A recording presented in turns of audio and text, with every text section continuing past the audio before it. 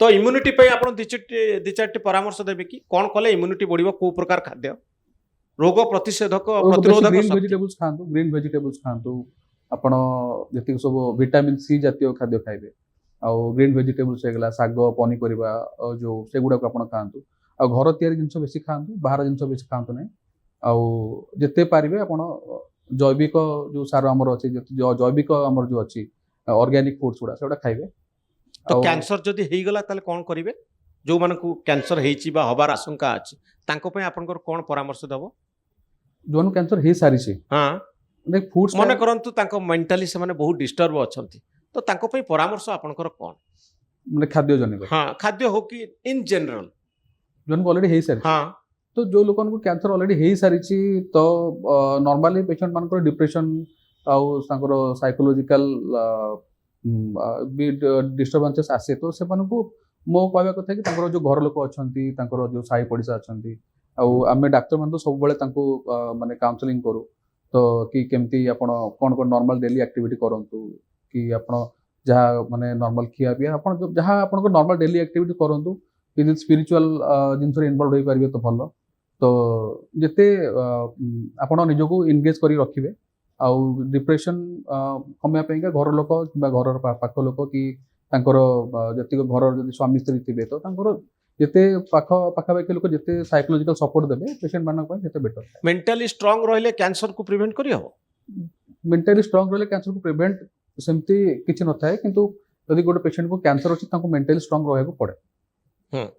मोर गोटे simple question अछि मन की बात रे प्रधानमंत्री नरेंद्र मोदी कहिथिले जे कार्बोहाइड्रेट आ ऑडियो कॉल रे भी आसीथिले हमरो जोडी हिथिले डॉक्टर देवी सेठी कहउथिले कि कार्बोहाइड्रेट माने श्वेतसार युक्त खाद्य हमें जहा खाउ जे राइस माने भात हो रोटी हो चीनी हो एई सब को हमें टिके हमें खाइबा दरकार किंतु मिठा जेतु समस्त खाइबा को पसंद करंदी किंतु कम हमें कंज्यूम करबा आवश्यक बोली आ ऑयल कथा भी कहउथिले जे जहा भी हमें ऑयल खाउचंती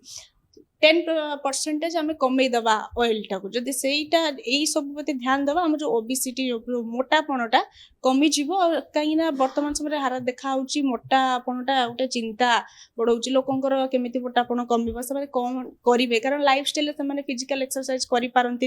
एई सब खाइबा ऊपर टिके गुरुत्व देथिले मन की बात रे मोदी कोन कहबा जो कार्बोहाइड्रेट खाइबा गुडा हमें खाइबा किंतु कम कम कंज्यूम सेटा ठीक कहथिले कारण नॉर्मली जो हमें आपन को एबे जो ऑलरेडी कहि भी सारची कि ओबेसिटी गोटे रिस्क फैक्टर होची ओबेसिटी हेले आपनकर जो मेदबहुलता सेटा हेले आपन को बहुत सारा रोग होई परिबो जेमति किछटा कैंसर अछि ताको सेटा कैंसर होई परिबो प्लस आपन को डायबिटीज होई परिबो ब्लड प्रेशर होबार संभावना थाए आ डिप्रेशन भी हुए ओबेसिटी रे तो ओबेसिटी जो कॉज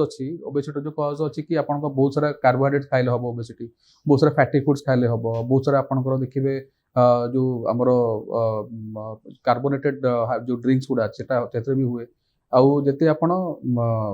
जते श्वेतसार जो कहले आपण जते खाइबे सेते कि हबो तो सेटा जो रहला तेल हमर ऑयल रहला तो सेटार आपण क्वांटिटी जते कमे परिबे तो सेटा आपण ओबेसिटी को प्रिवेंट करिवो ओबेसिटी हबोनी आउ आपण को डेली एक्सरसाइज बा जॉगिंग वगैरह एवडा सब करे पड़े प्राणायाम योगा कले तो सेगुडा ओबेसिटी कमिया को सेटा ओबेसिटी करिया को देई न थाए तो ओबेसिटी न हेले आपण बहुत सारा रोग आपण मुक्ति पाइबे बहुत धन्यवाद सर आपनकर मतामत पाई न्यूज रूम रे आपण अनेक गुडे परामर्श देले आमे आशा करिबा कैंसर रोगी को भितर ये आत्मविश्वास तैयारी करिवो आउ कैंसर केमती न हबो सेति पाई कि अनेक गुडे परामर्श उपादेय परामर्श आसिला मु भाबुची ए वीडियोटी जो माने देखुचंती से माने अनेक गुडे कथा जानि परिबे एवं तांको जीवन रे ए सब कथा को काम रे लगेई परिबे बहुत धन्यवाद डॉक्टर मनिंद्र आपनकर मतामत पाई बहुत धन्यवाद।